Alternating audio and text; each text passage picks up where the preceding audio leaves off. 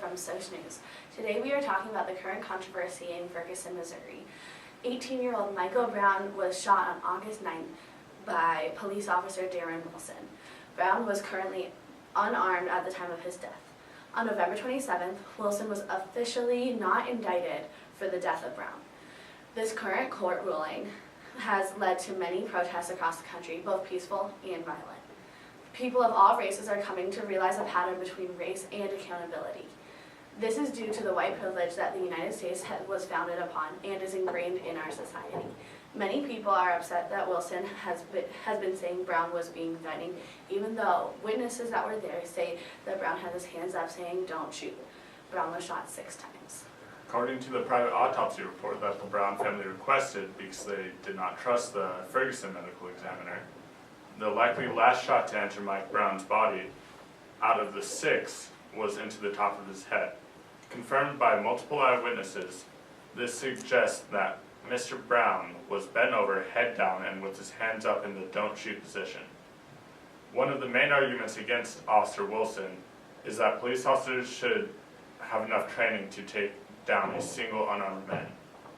The counter-argument for this is that Mike Brown is a big man, and it would have been extremely hard for Officer Wilson to arrest him. But according to court documents and Dan Wilson's testimony, Mike Brown was 6'5" and 289 pounds at the time of death.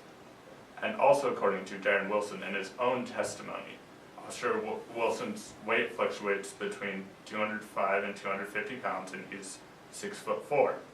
Also that night, Officer Wilson elected not to wear a taser because, quote, "I normally don't carry a taser. We only have a select amount, usually there is only one available.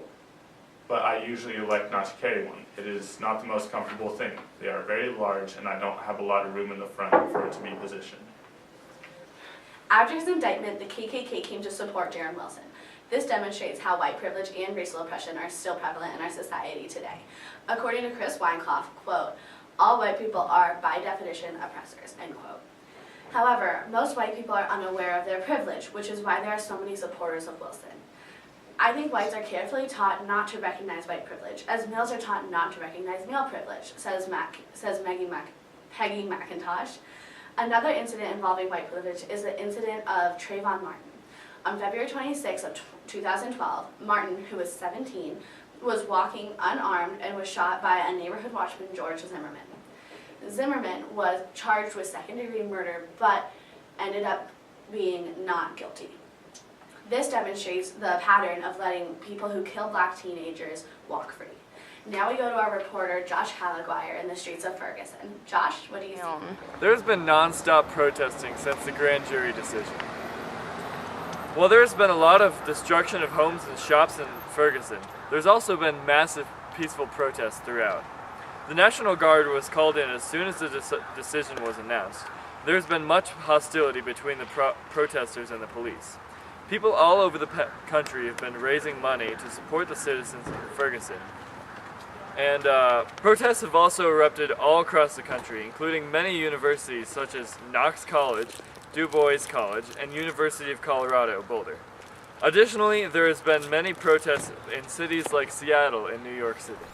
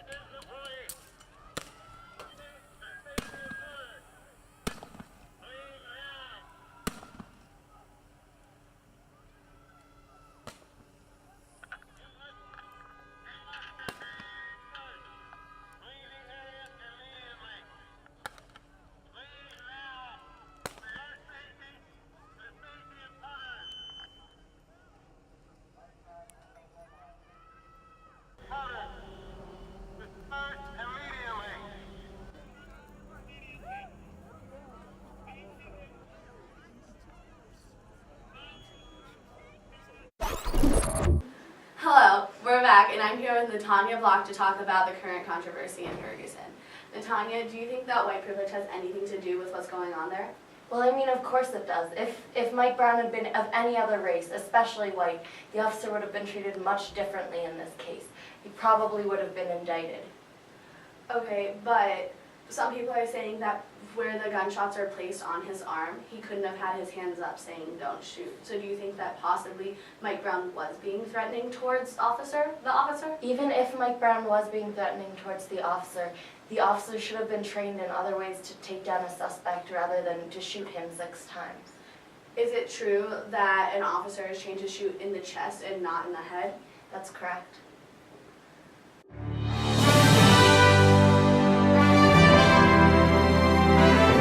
So here in the southern states, we have 90% chance of racism. In St. Louis and Missouri, we have 100% chance of riots happening right now, as long with New York there being protests. There's also a 30% chance it's raining right now.